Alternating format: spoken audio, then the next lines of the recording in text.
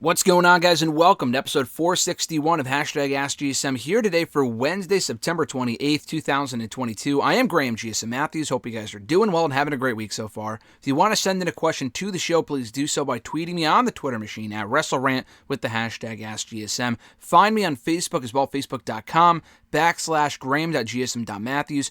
Drop a comment on the post I usually put up on Tuesday nights, if not on the wall itself. And last but certainly not least, drop your question down below in the comment section. I'll be sure to include your question in next week's edition. A lot of content going up right now here on the channel every single day. From Q&A videos like this one, to podcast excerpts, to interviews, reviews, and so much more. Miscellaneous videos, shorts. So if you haven't already subscribed, please do so. Hit the bell button as well to be notified every time a new video goes up. We've had a lot of interviews go up lately. Appreciate all the love on those, including the Paul Heyman one.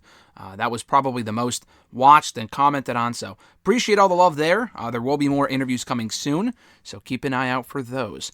So let's get right into it, starting with the YouTube questions. Micah does it. I will say before we get going here, I have yet to kind of go through all the questions and put them in a document. It was one of those weeks. I was busy last night, so if I skip a question, or some of the questions I don't select because either they're just not overly relevant, or we already have a lot of questions, or I've already answered them, or whatever. But sometimes there are questions I do want to answer. Either I miss them, or people don't send them in time, and I'll usually include them the following week, which was the case this week, and I'll get to that later. So anyway, YouTube questions. Micah does it, and I think he has more, but we're going to go out of order here. His first question was, will you be going to the Royal Rumble? As of right now, no. I was just thinking about this last night. The Rumble has not come to the Northeast since, they were here in 2018. That was the first and only Rumble I've been to so far. I'm obviously going to go to another one at some point. That was a great time with Mr. Marceau and myself. They're going to be in that same arena for Extreme Rules in a couple weeks. I'm not going to that. It's just a hell of a drive, and, I'm looking forward to the show. I think Extreme Rules is going to be a great show, and I'll also be at New York Comic Con that day. But, yeah, so I'm not going to Extreme Rules, obviously. But the question was, am I going to the Royal Rumble? Probably not this year, but then again, I've said the same thing about Mania and SummerSlams before, like, I'm probably not going, and then I end up going, so there's a couple different factors that go into it, but as of right now, no, but that could change as we get closer to it. I'll probably just be holding off until Mania, because I was already at SummerSlam. I'm going to Survivor Series in November. I was at WrestleMania Backlash in May. I was at WrestleMania itself, so probably not. But again, anything can happen. Anything can change between now and January. We still got a couple more months until that comes around. Nike Only, their first question was, upon return, who do you think John Cena should feud with? I don't want to see a match with Theory. That sounds lame. That's your opinion. I'm one of the people that wants to see the Cena Theory match personally. They planted the seeds for it the last time Cena was around. That's probably the match I would want to see. The thing with Cena is that even though they've brought up several new people to the main roster since we last saw Cena as an active member of the roster, no one really stands out to me as being like, oh, this is the person I want to see Cena face. Theory is one of those people, if only due to the similarities between the two in like their respective rises and characters and whatever, and Cena's or Theory's, his growing up being a fan of Cena. It just makes sense. It makes for a great story. I don't know if that's going to happen. I don't know. I think Cena and Cody at some point would be cool. I don't think Cena coming back to feud with Cody. Like, let's say Cena's back for Mania, which I don't think he 100% will be, but he also hasn't had a match since, in well over a year, since we saw him going into SummerSlam last year. I don't know if he'll be back for Mania, if he'll be back before Mania. I don't know. Aside from Theory, there's just no other opponents that really stand out to me. I know I've made lists before, like I've said Sami Zayn, and that doesn't make sense right now. Drew, maybe. Maybe if Drew goes heel. That's a fresh feud. You could explore that if you wanted to. Beyond that, there's really no names that stand out to me beyond Theory, personally. Nike Only, second question. What is your favorite match from this year?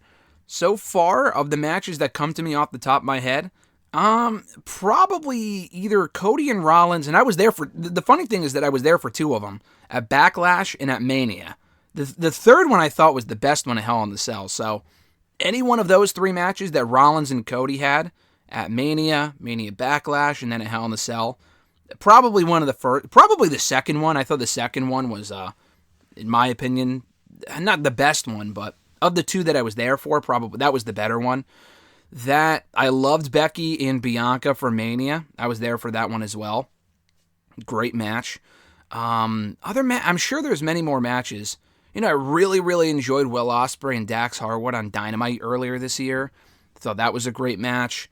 Not even earlier this year, like a couple months ago. Cody and Sammy had a great match on Dynamite earlier this year, the ladder match.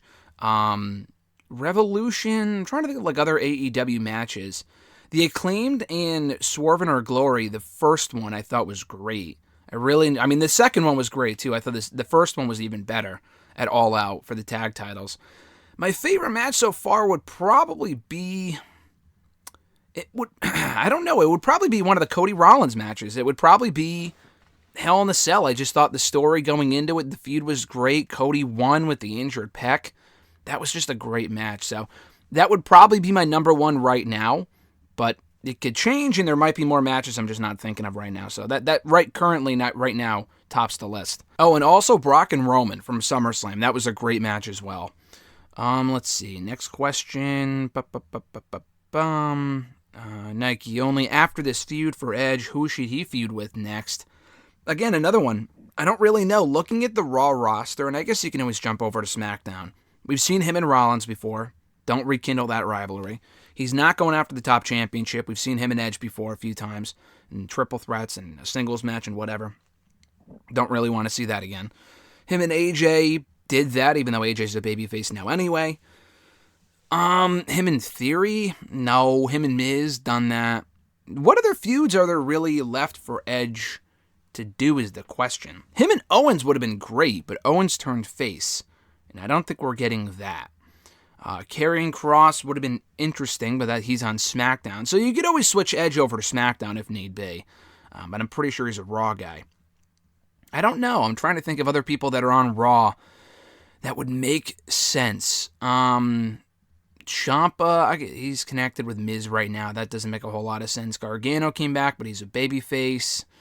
Braun's a babyface. Not that I want to see Edge and Braun anyway. Again, another one I don't really... No, Bobby Lashley's a babyface as well. Edge and Bobby would have been interesting, but he's a babyface, and he's also the United States champion. I don't see Edge going after the United States championship. I don't know. I think they're kind of dragging out the Judgment Day stuff because they don't know what else to do with Edge after it's over. I'm honestly, to answer your question, I'm not really sure. He might have to go to SmackDown and get some new opponents over there from, maybe they debut someone new from NXT and he feuds with them. But as of right now, no one really jumps out to me as being, someone who should feud with Edge in the foreseeable future. Him going back to being a babyface didn't really help because he didn't have a lot of feuds left as a babyface, and him turning heel was kind of interesting. It's okay, maybe he can feud with this guy or that guy. And now he's back to being a babyface, so you're kind of back at square one. Let's see. Micah Does It, their next question was, in your opinion, what was your favorite thing that happened in wrestling this week, and what was the worst thing that happened? And he said, in parentheses, it will be last week as you're reading this week. The next week you're reading this. What was my favorite and least favorite thing from last week? The favorite thing, I enjoyed Grand Slam a lot. I thought Dynamite and Rampage as well were good shows. Very good shows. But my favorite thing, honestly, was probably the Bloodline segment with Sami Zayn on SmackDown. The Saraya debut on Dynamite was awesome. And there were a couple other cool things. But no, I thought that was probably the best thing of the entire week in wrestling was that Sami Zayn, Roman Reigns confrontation on SmackDown. I just thought it was perfectly booked, handled very well, loved it. Worst thing, I don't know. I wouldn't even say Jericho becoming Ring of Honor champion. I really haven't liked the Jericho Appreciation Society stuff so far. And I'll get to that later as far as what they've been doing this year and my favorite stuff all year and whatever, because someone else asked the question about that. But as far as last week, I don't remember Raw being an overly newsworthy show. It was probably something from Raw. I just really don't care. I'll say this about the Judgment Day stuff. I am looking forward to Edge and Dominic. No thanks. We already saw that anyway. Edge and Finn at the next pay-per-view. I am looking forward to that. But I just want the thing to be over. So I guess anything involving Judgment Day from last week, I just don't really care about. So probably that. But the favorite thing would be the Bloodline Sami Zayn segment, because that was great. Micah Does It, second question. Do you think WWE will ever do an Inferno match again? Maybe Miz and Loomis at Extreme Rules? Maybe. The Inferno matches they've really reserved for like serious feuds. That's not a serious feud. They could have a match at Extreme Rules.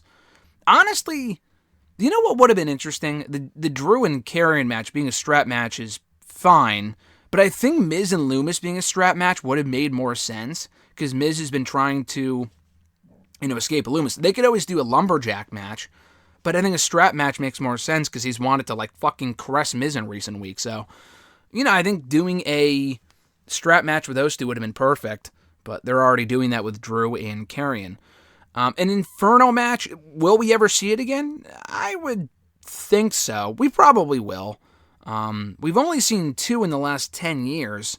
One at SummerSlam 2013 with Bray and Kane, and then another now for another 7 years with Bray and Randy. So, they're just not, I don't know, the Kane and Taker one was good. I'm not a big Inferno match fan. They are cool aesthetically. They just look cool, but they're just not always practical. That Inferno match with Bray and Randy was cool and well done because there were no fans there, so they were able to get creative with it. But now that you have fans back, probably not. Although the Bray and Kane one, that did have fans in attendance, but that just wasn't a good match. And I don't know if that was due to the lack of chemistry with Wyatt and Kane. I don't know. But, yeah, probably not. Probably not. I mean, probably not anytime soon. Will we see an Inferno match again at some point? Very likely. Will we see it with Miz and Loomis at Extreme Rules? Probably not. I just feel like you would reserve that only for serious feuds, because why would Loomis want to set this guy on fire? Like, it seems like he's obsessed with him. So I'm not really sure why he would want to burn him alive. That would be a little weird. Nike only. Have you heard the rumors of the White Rabbit being related to Bray Wyatt and having other people in his family being related to the Funhouse?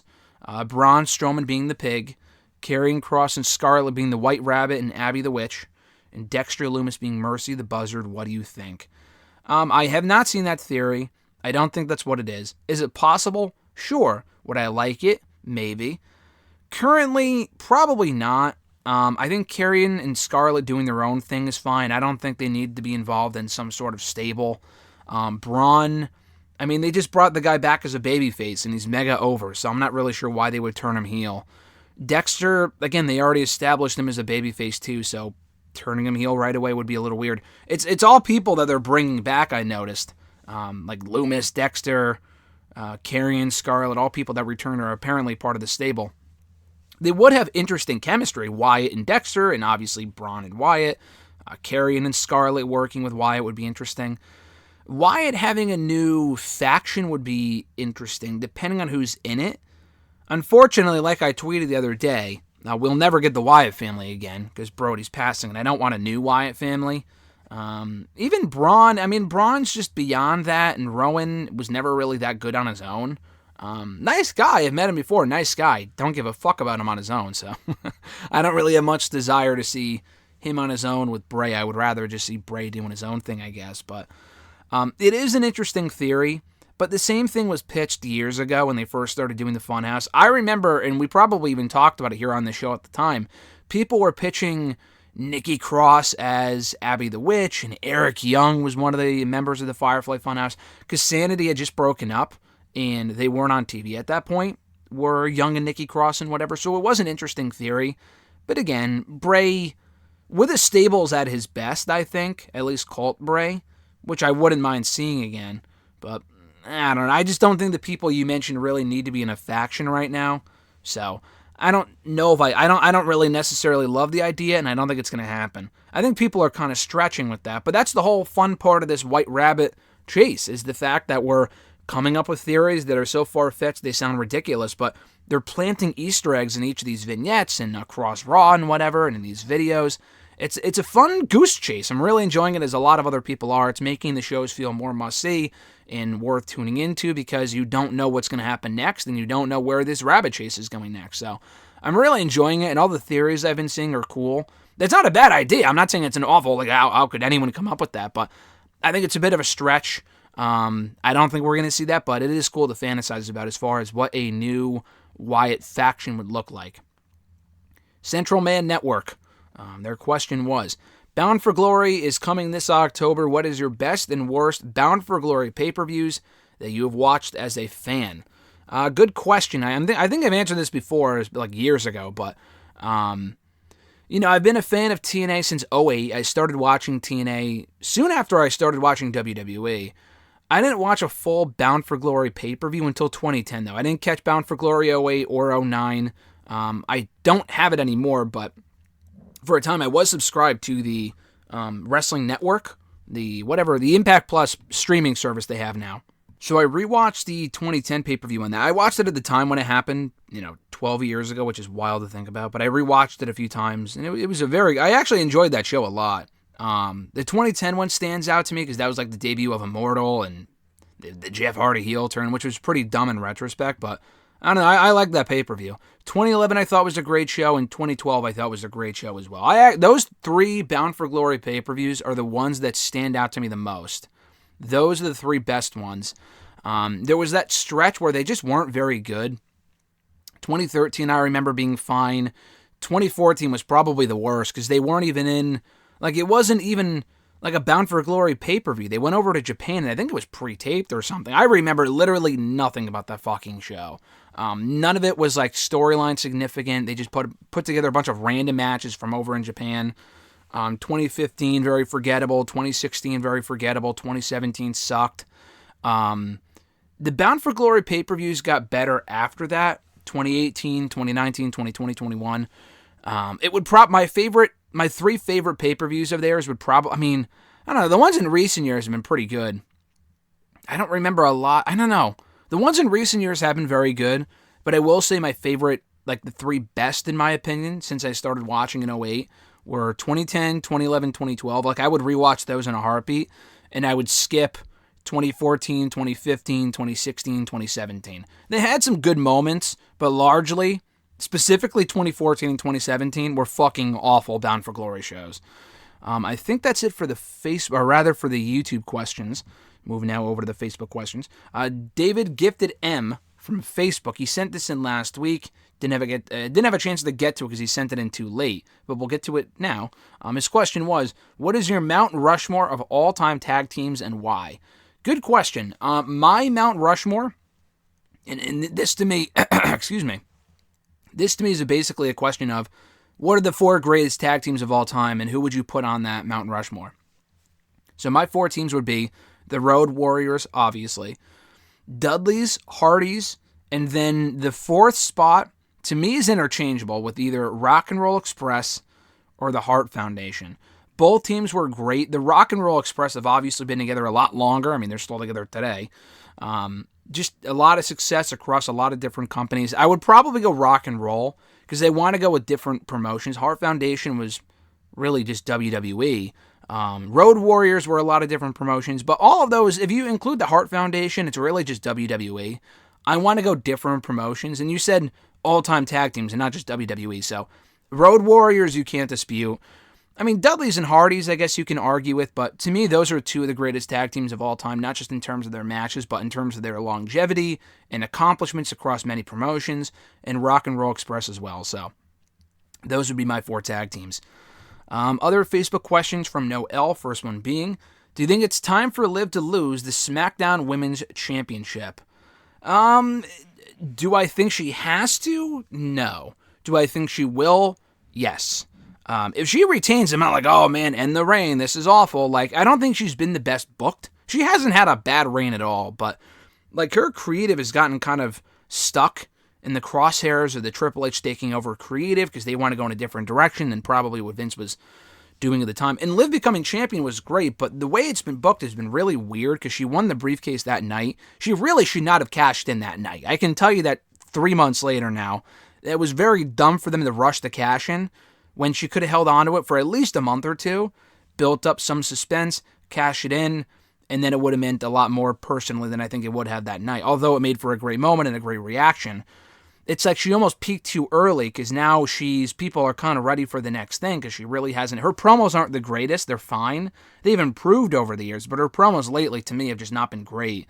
I think Ronda's probably going to win the championship at the pay-per-view. That's what I'm expecting. Now, where does Shayna Baszler factor into this? I would be surprised if Ronda trying to talk some sense into Shayna doesn't lead anywhere and we don't see Shayna get involved in that match at the pay-per-view. either Shayna gets involved and helps Ronda win, or more likely, she costs Ronda the championship and she helps out Liv. Maybe she gains a new respect for Liv after Liv beat her clean at the pay-per-view at Clash of the Castle. I don't know, but I do think I do think she's going to lose. I can't see a scenario where Ronda loses to Liv a third time. I mean, she got screwed the first 2 times, but I don't see Liv beating Ronda clean unless Shayna comes in and costs her the championship. So I'm going to say Liv retains a little bit longer, and Ronda... I'm sorry, I'm going to say Liv loses. I think Ronda will win. I just don't see her losing 3 times in a row now that they're pushing her more, and she's been a bit protected lately and stuff like that. They're trying to make her out to be the killer she was when she first came into the company, 4 years ago. So I think she wins the championship at the pay-per-view, but the only way I see Ronda losing is if Shayna gets involved.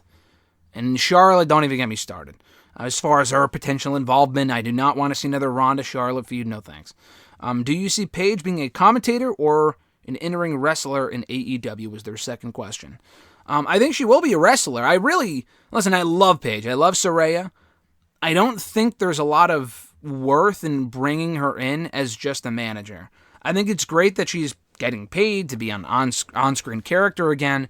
Giving her such a grand debut only to have her be a manager, I think long-term would be a mistake.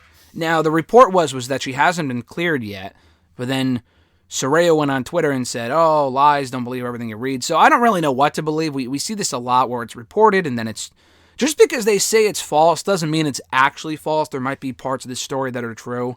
It's impossible to tell not who to trust, because there are a lot of good outlets out there to trust as far as news goes. But sometimes the wrestlers are working the fans, sometimes they're not working the fans, and they're telling the truth, but we don't believe them because we think they're working us because they have before. You know what I mean? So it's very weird in wrestling. That being said, I do think she will wrestle. I think there's a bigger chance she gets cleared in AEW than there is in WWE. And as others have said, I'm surprised she didn't go back to WWE. And reportedly, I think per Fightful Select, they wanted her back in WWE. But maybe the case was they only wanted her back under the idea that they would not clear her, at least not right away. There might be much... I mean, just because she feels good health-wise right now doesn't mean that she's clear to compete with her neck issues and whatever. You don't want a much more serious issue happening after what happened. I mean, she's lucky she's able to live a normal, healthy life. Like Tyson Kidd had a pretty even worse neck issue, and he's lucky to even be alive, to be walking and not to be paralyzed and whatever. Same thing can happen to Paige. I mean, shit happens, accidents happen, it's no one's fault, but it's a bad accident. But you don't want something worse to happen. And Tyson Kidd never wrestled again. I really do want to see Paige come back. I mean, Edge came back and Daniel Bryan came back. They all had neck issues and concussions and shit. And I think Paige can come back if she wrestles a clean style and is careful. Some of the women's matches in AEW were just not the most careful. Not to say that the botches in WWE are non-existent with the women, but in AEW, for whatever reason, I don't know if it's a lack of experience or just they're trying too much stuff. I don't know. Just it seems like a lot more injuries happen over there for whatever reason. I'm not even talking about Chris Statlander. That was a freak thing, but I don't know. It's very weird. But I do think she will wrestle for them. I just don't know when. Because I think it would be weird if she came in and faced their, stared down Britt Baker, and then nothing happens. And then she's just managing fucking Toni Storm or something. I just don't think that's exciting. I think they have to put her in the ring, and I think they will clear her. If they haven't already, then I think they will in due time. So those are the Facebook questions. We go to the Twitter questions now, at Iwagu91. Their first question was, when Cody Rhodes will return, will he stay on Raw or go to SmackDown? I think he stays on Raw. I mean, it really doesn't matter at this point because the brand split is pretty much dead. So it doesn't really matter, I guess. But, I mean, he was on Raw before he left. Come the draft, could he go to SmackDown? Sure. I mean, Fox may want him. SmackDown could use the star power. So, I mean, him going to SmackDown would be fine, but he doesn't have to be on SmackDown to be feuding with Roman Reigns. Roman Reigns, as the top champion, goes between both brands. But again, the brand split at this point, like I mentioned, doesn't even fucking matter, so it doesn't really matter. But if the brand split is still intact at that point and they somewhat take it seriously, which I doubt, then I assume he stays on Raw. Next question. Again, they're all out of order, I apologize, but at noob_n_co TV.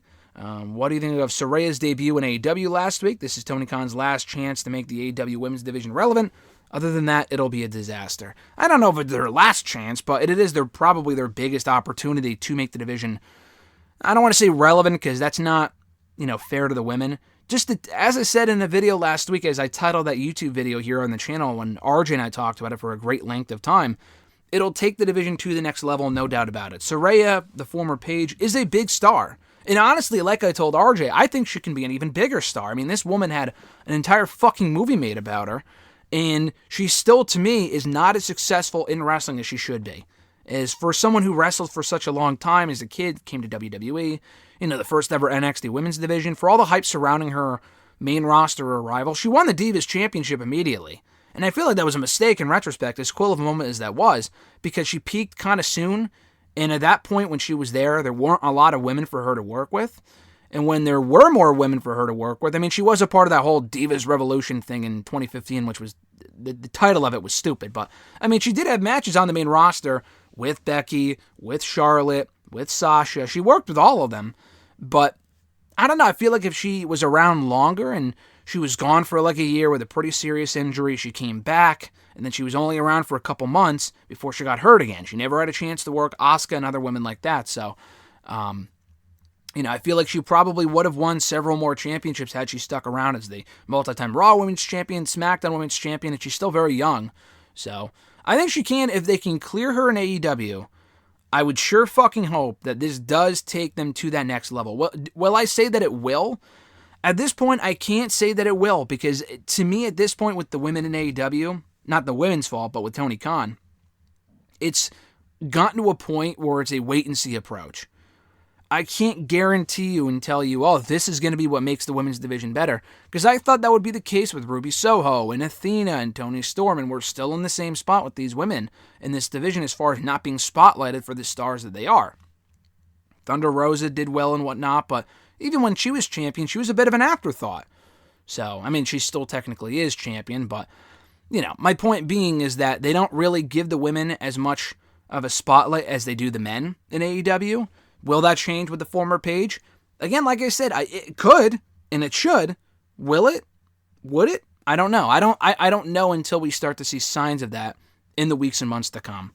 Because they've burned me before, and I'm not going to be burned again unless they prove to me that they will, in fact, start to push the women as a more meaningful part of these shows.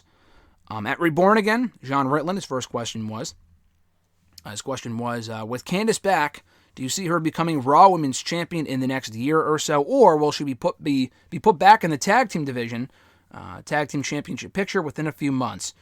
Probably the latter. I mean, you said in the next year. Anything can happen in the next year. I think it's more likely of the two right now. She'll probably be she'll be doing whatever on her own, I think, for now. If I had to choose what's more likely in the foreseeable future, Raw Women's title picture or a tag team title picture, probably the tag team title picture with the debuting Indy Hartwell. I don't know if they completely put together the way. I don't know if they reunite the way, probably. I don't know if I would do that personally. But I know you wouldn't like that, John. I know you fucking hate the way, and I understand.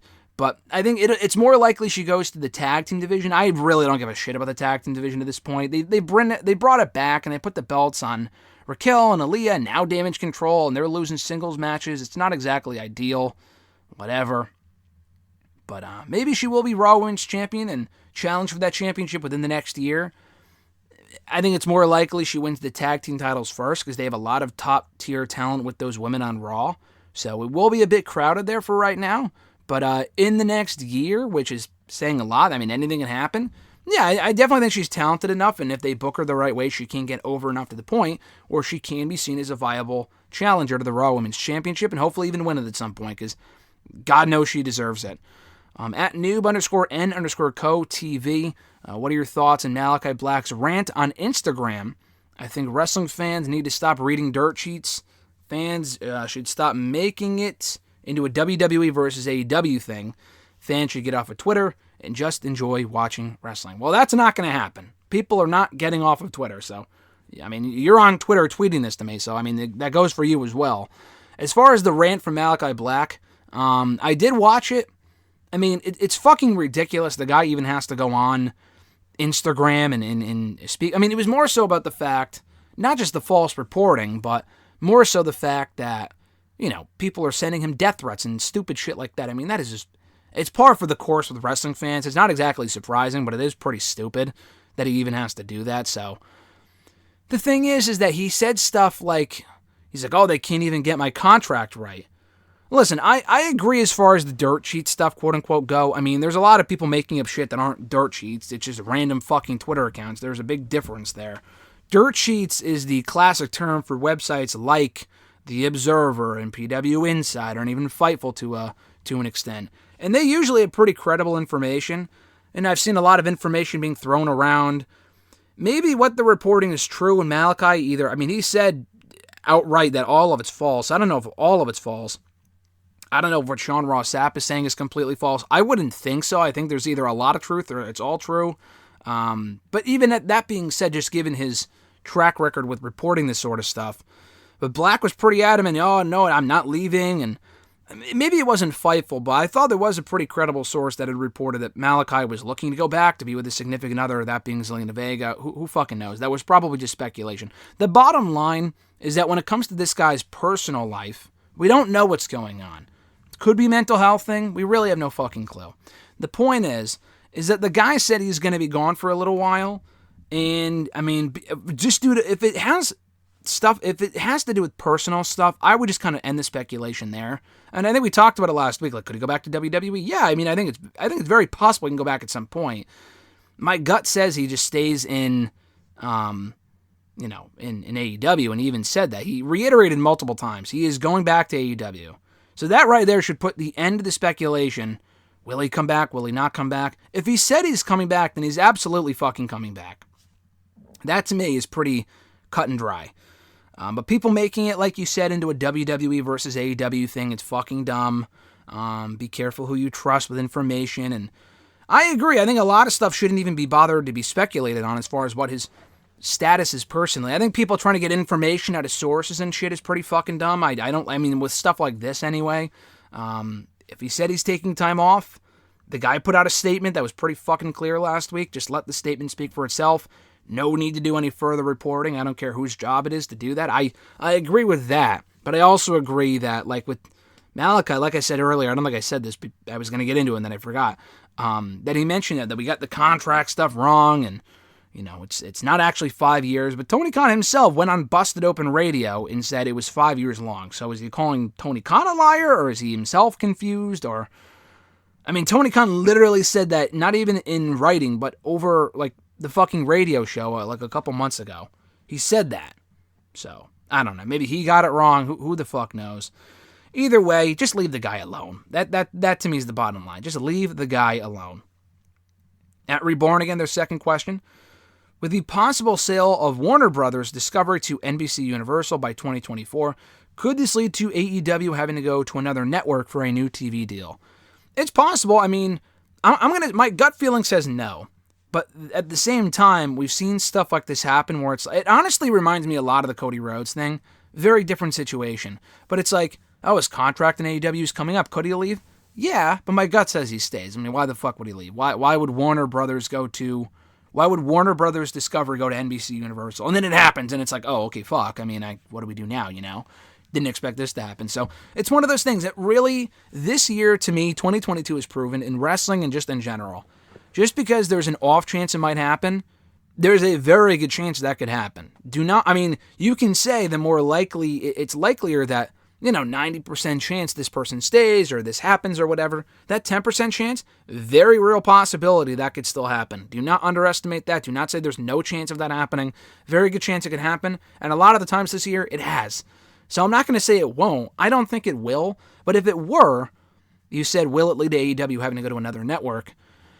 I honestly have no idea how that would shake out. I really don't. I don't think WWE is going anywhere. AEW, gun to head, would probably have to go elsewhere. I don't think they would be under the same network. I mean, could they continue to air under... I don't know. I don't know if they would be under the same network and on different channels, and if they're two completely different companies. WWE, even if Triple H is in charge, with him being in charge, it doesn't really matter. They're a very petty company as far as a lot of that sort of stuff goes. So I could certainly see them wanting to run AEW off the network and them kind of pressuring NBC to not re-sign AEW. So Yeah, I think AEW would probably have to go elsewhere. Where they would go, I have no idea. And I don't think it's even going to get to that, but if it did, that's what I would probably expect to happen. I do not see them coexisting under the same network umbrella. WWE is very much embedded in NBC, and they have been for a very long time. I do not see that changing, personally.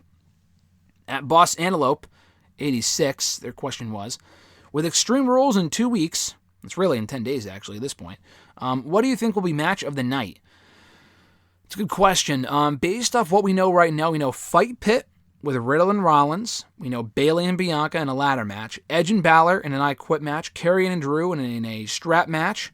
And Liv and Ronda in an Extreme Rules match. I'm going to go Fight Pit. It could fall flat and just be boring. I think it's going to be pretty cool. I mean, Rollins and Riddle had a great straight-up match at Clash of the Castle. I think Fight Pit is the perfect stipulation for this rematch, given the nature of the rivalry. I think there's a chance a bigger chance to me that Cross and Drew falls flat. Liv and Ronda should be fun, but they haven't had great matches so far, so who knows? There's a bigger risk of that not being great. Bayley and Bianca should be very good. A ladder match with those two women could be great. That could also very well steal the show. Edge and Finn, I Quit matches are very hit or miss. I'm looking forward to that match. I think it's going to be a great match, but I Quit matches can go either way. And that was it, right? Riddle, Rollins, Edge and Balor, the two women's matches, and Cross and Drew, which could also be, a bit flat, because strap matches are also kind of hit or miss. So I'm going to go Riddle and Rollins as the show stealer, and my second choice, Bianca and Bayley in the ladder match. At Reborn again, their third question. As October, or Horror Movie Month, as horror movie fans call it, what are a few movies you'll make time for to get into the Halloween spirit? I answer this every year, and I love answering this question. So we are mere days away from October. I have had a rule in the last, forever, that I don't really watch. I don't really start to watch horror movies until October rolls around, but I did start early. Not really my choice, but I will give you an answer, because I kind of give you guys the same answers every year. I watch the Halloween Town movies. That's not a fucking horror movie, because it's fucking Disney Channel. That's not a horror movie. That is a movie that helps me get into the Halloween spirit, but it's not a horror movie or a scary movie. It's a stupid Disney Channel movie. So I do try to watch those. I try to watch, I haven't watched it in a couple years. I don't think I've watched that back since 2019 when the second one came out. I have not seen the second one since it was released in theaters. So the first one I own, I think actually thanks to you, John, I think you gave me the code for that movie. So I'll probably rewatch that one. A lot of them, John, you gave me a lot of codes for a lot of great horror movies, so I'll probably explore some more of those as October rolls around. It too, because again, I haven't seen that since it hit theaters 3 years ago. The Halloween movies, I love. The original is a classic. I haven't seen most of the sequels, except the more recent one. So I love the 2018 film. I actually did enjoy the last one that came out last year. I know it was panned and people didn't like it. I knew there was another one coming, so that didn't really bother me. And even with that being said, people knew there was another installment coming and still didn't like it, and that's fine. That being said, with the next one coming out next month, which I'm fucking pumped for, I am very much excited for that. It could be a train wreck, it could be awful. I love those type of movies as far as the classic slasher films, not the psychological, fuck you up kind of thrillers. You gave me the code, John, a couple of years ago for Midsommar, or whatever it is, and that was it was a good movie, but it really, to me, was fucked up, and I don't like the fucked up shit. Maybe I'll give it another shot at some point, but that was really, to me, whoa, what the fuck? I like the slasher stuff that is just completely stupid and ridiculous, that it's fun, so I'm looking forward to that one. I will rewatch the 2018 one before then, and the 2021 one, because I think that's on Peacock still from last year, Halloween Kills, so I'll watch that one. As far as other movies, I'm not really sure. I tend to watch. I haven't watched See No Evil in a couple of years. I will say this, though. As far as new movies, I mentioned the new Halloween movie that I'm looking forward to watching. 3 things. 1, Hocus Pocus 2. Again, not a horror movie, but that is coming out on Friday. So I got to rewatch the original. I watch the original pretty much every year, but I will rewatch that one. Ghostbusters, I tend to watch. I try to watch every year on Halloween. That's a classic to me. Ghostbusters I love. So Hocus Pocus 2 coming out Friday. I'll probably watch that soon. The other one I was thinking of was the new Werewolf by Night Halloween special that Marvel's doing. That's coming out in a couple weeks. If not on October 7th, maybe. I don't remember, but that's coming out soon. Looking forward to that. And also, what we started to watch last week, I mentioned, I started to watch horror movies already. I wait till October at the request of Alexa. So what we started last week were the Fear Street movies. You probably watched those, John, and reviewed those, because that was pretty big when they came out about a year ago. I did not catch them. So she urged me to check them out. She watched them all in one day last year. I have not seen any of them. So we watched the first one, Fear Street 1994, 1990, or whatever it is, the first one. So we watched that one. We're watching the second one later, and then we're probably going to watch the third one next Wednesday. So it's like our Halloween movie Wednesday night. So it's our weekly thing on Wednesday. So I'll watch those. The first one was good. I'll finish out that series and let you guys know what I think in the weeks to come. But those are a few that come to mind. There's always more that I try to watch, and I like watching the Friday the 13th movies. I'm not a big Nightmare on Elm Street fan. I haven't watched The Shining in a few years. Maybe I'll catch The Shining again. Friday the 13th specifically, the remake I actually like. A lot of people I don't think like that. That one didn't do well, did it? As far as like critically. But I actually like that one. And it's so fucking bad, but the New York one, part 7 or 8 of Friday the 13th, I haven't seen it in full in a few years. That one is legitimately one of the worst movies I've ever seen, but it's so fucking bad it's entertaining. I fucking love that movie.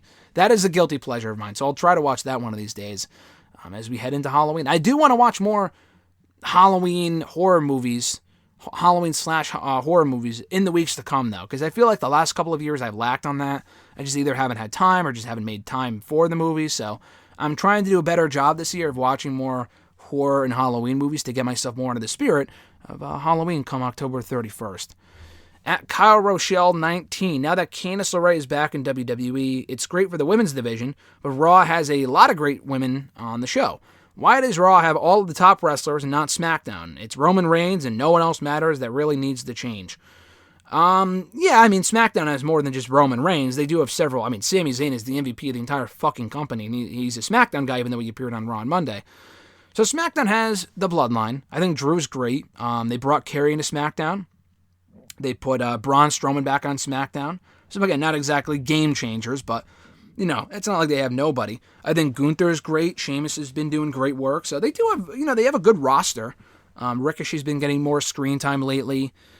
They do need more than that, though. I agree. You would think a draft would fix that, but there's not going to be a draft anytime soon. I would wait until after Mania anyway, as I've said before. So, the brand split doesn't really matter, as we've been, as it has been proven in recent weeks and months.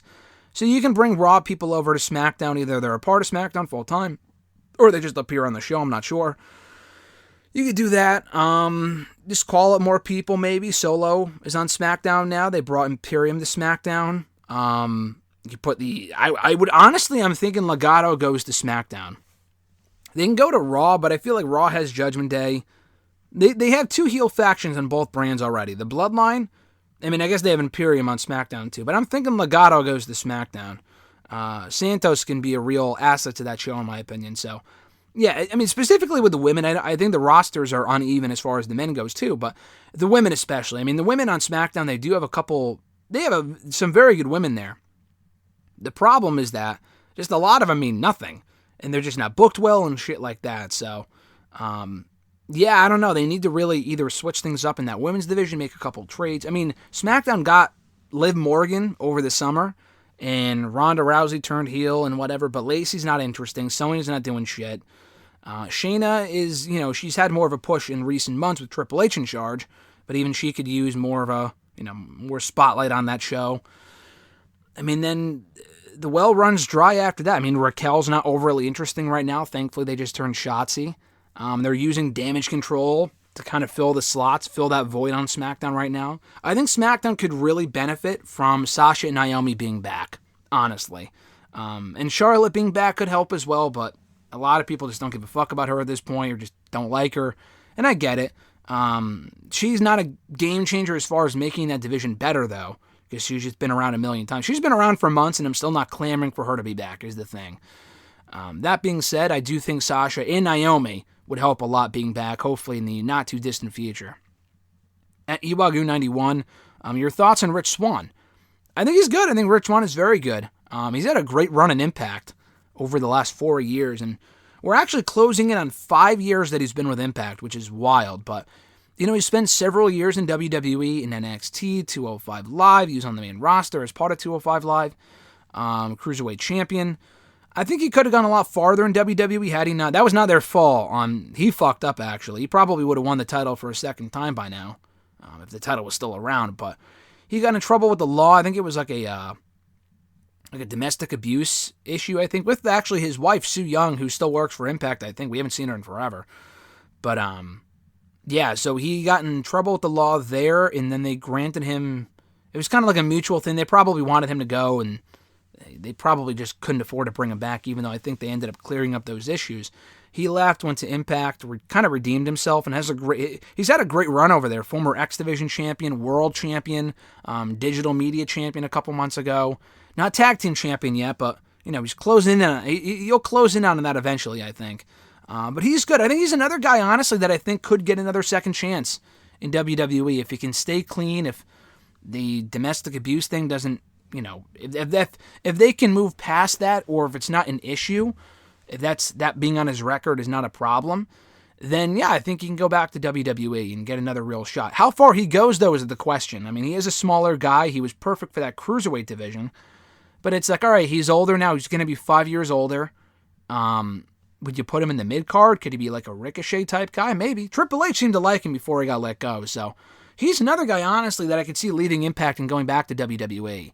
I think he would do well for himself just because he's very talented, he's very charismatic, and he's kind of done all that he can in Impact, and seeing him move on to something else. If it's not WWE, I could see him in MLW. I don't see him going to AEW. I just feel like they have a lot of that type of like high flyer. Like they already have a lot of people that are doing what he already does. So I feel like, not that they reached their quota, but I just don't see them doing much with Rich Swann in AEW. In WWE, I think he could do well. In MLW as well, I think he was there previously anyway, if I'm not mistaken. But yeah, Rich Swann either in MLW or WWE would be great. But he is a great performer, though. His next question: had Claudio stayed in the WWE as Cesaro much longer by the time Vince McMahon retired and Triple H, no pun intended, took over creative and booking, do you think he would have been booked much better as he truly deserves? Much better. The thing with Cesaro is this. First of all, he should have had another singles title run. The fact that he only held the U.S. title once and never the IC title, and that was 10 years ago, is that's ridiculous. That is ridiculously dumb. Second thing is that beyond winning another mid-card title, which would have been great, he was not going to get much further on the ladder. Like, he had been involved in the upper echelon with Rollins and Roman. He hit that peak, he lost, and then it was it. And he was not beating Roman for that Universal title. So had he stayed in WWE, let's be real right now. What would he be doing right now? Facing Gunther probably for the Intercontinental title, which is great. And maybe he would have been the one to beat Gunther, but I feel like that's a perfect role for Sheamus right now. And who knows if that would have changed if he stayed, if Cesaro stayed. But beyond that, he's not going to really make much of a difference. He worked with the entire roster. He was grossly underutilized for a very long time, but he already did the tag team thing. I don't want to see that again. I think him going to AEW was the best move, honestly. Not that he's a world, he was a world champion in AEW, but he's not going to be the AEW world champion. He got his Ring of Honor token title run. He's had some very good matches since being over there, and him and the Blackpool Combat Club has been a perfect fit so far. So honestly, I can't really complain, and at least not too much. And I don't know. Even with Triple H leading WWE, if he wasn't going to win the World Championship, which we were past that, I feel like the time to do that would have been a few years ago, or last year. But Roman retained, as he probably should have, and that's fine. But that was it. Honestly, I feel like he hit his peak, and that was it. So he would have been in the exact same spot. He would have been in the Ricochet spot right now, losing to Solo Sikoa, very likely. So I'm honestly glad he left and moved on to AEW, because that's a better fit for him right now, where he can have great matches with some fresh opponents. At Thomas_B96. When is the ideal time and place for Bray Wyatt to return? Probably Extreme Rules. I'm thinking Extreme Rules he comes back. And I'm hoping, I say Extreme Rules. Selfishly, I would love for him to return on two different shows. The SmackDown before Extreme Rules or the Raw after the pay-per-view, because I'll be at both shows, very likely. I'll be in Worcester for SmackDown and very likely in Brooklyn for Raw that next Monday. So, with that being said, I'm looking forward to those shows. I would love to see Bray return on either one. It's very likely he comes back at Extreme Rules, which I will not be there for. Either that, any of those shows, or Halloween, just because for the simple fact the Halloween falls on a Monday. It's on Raw this year. That would be pretty cool. It's the go-home show before Crown Jewel. That would be pretty fucking sexy. As long as it doesn't come back in Saudi Arabia, because not that they don't deserve it, but I mean, the Fiend, Bray Wyatt has had some pretty fucking terrible moments in Saudi Arabia. I know he won the tag team titles there 4 years ago with Matt Hardy, but I know he won the title there originally, but that Rollins feud sucked, and then he lost the belt to Goldberg there 4 months later. Keep Bray out of Saudi Arabia, please. That being said, I hope, he just comes back on either the Halloween show or one of those shows over Extreme Rules weekend. My gut says he returns at Extreme Rules, though.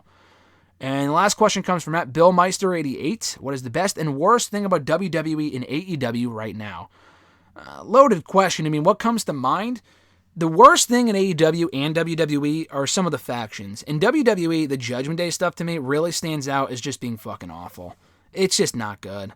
Some of the name changes that still have to happen, like Madcap Moss. What a dumb name. But I do think the Judgment Day stuff, I was a big fan of it when it started, but really ever since Finn replaced Edge, it just hasn't been great. Dominic turning heel kind of freshened it up a little bit, but they never win whenever it matters most. If Edge wins again in Extreme Rules, what's even the fucking point if he beats Finn and Damian whenever it matters most? Really. The Judgment Day stuff dominating Raw really to me is not overly interesting. And in AEW, it's the Jericho Appreciation Society stuff. Now, it has improved with Jericho. I mean, it's been a week. We don't know how it's going to play out, but I didn't overly hate the idea of Jericho winning the Ring of Honor title as many other people did. My thing, as far as like this year, the Jericho Appreciation Society stuff has done absolutely nothing for me. It's just, character-wise for Jericho, it's among the worst shit he's done in AEW so far.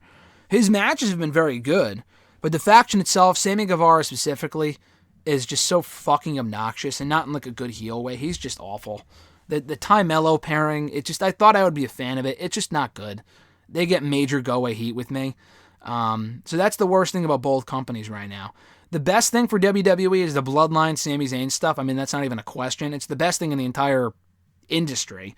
The second best thing in the entire industry right now is MJF and when he's going to cash in his casino chip and become world champion. He is far and away the best thing about Dynamite right now, especially with Punk being gone. I'm a big Punk guy. I thought he had a great year run. I don't know if it's over or not. I guess we'll find out in due time. But I just think that with MJF, he's far and away the best thing in the company if Punk's not going to be there, because Punk had a great run as far as matches go and promos and stuff. With him gone, to me, it's automatically MJF. I was watching some of his interviews last week with Ariel Helwani and Brandon Walker, and they were just fucking hysterical. So, definitely check those out when you can. But, MJF is just awesome. So, the best things in wrestling right now to me, and largely as well in WWE and AEW itself, are MJF and the Bloodline, specifically Sami Zayn. They were just awesome. And that's going to do it, guys, for this episode of #AskGSM, episode 461 for Wednesday, September 28th, 2022. Thank you guys, as always, for checking out the show. I appreciate it. Be sure to like the video, drop a comment, share the video, and subscribe to the channel for more daily content. If you want to send in a question to the show, you could do so by tweeting me on the Twitter machine at WrestleRant with the #AskGSM. Find me on Facebook as well, facebook.com/gram.gsm.matthews. Drop a comment on the post I usually put up on Tuesday nights, if not in the wall itself. And last but certainly not least, drop your question down below in the comment section on this very video. I'll include your question in next week's edition. As I said earlier, folks, check out all the content going up on the channel right now. Interviews, reviews, shorts, everything. Q&A videos like this one, WrestleRant radio excerpts, and a lot more. Pretty much every single day. And for the last couple of weeks, it's been 2 videos a day. That's going to slow down come like next week. I have a lot of, backlogged content I have to put up here on the channel before it's not too late, but it's only going to get older the longer I wait to put it up. So check that all out right now here on the channel. I would greatly appreciate it. And as I said before, thank you for 30,000 subscribers here on the channel. At some point, I will do a whole video talking about it and celebrating and whatever. Got to find the time for that. But September's been a great month. It's been an awesome month. The next time I will speak to you, it's going to be, here on hashtag anyway, it's going to be October, and that's going to be next Wednesday. I might be gone that day, so maybe I might try to do it on Tuesday or early Wednesday. I'm still not sure, so keep an eye out for that. I'll just put it up on Twitter. If I need questions early, then I will say as much on Twitter and Facebook, so just keep an eye out for that. The video will very likely go up on Wednesday itself, though, if not on Thursday, so just a heads up. But that being said, guys, looking forward to the month of October. I'm Graham GSM Matthews. Have a great one, and I'll catch your ass down the road.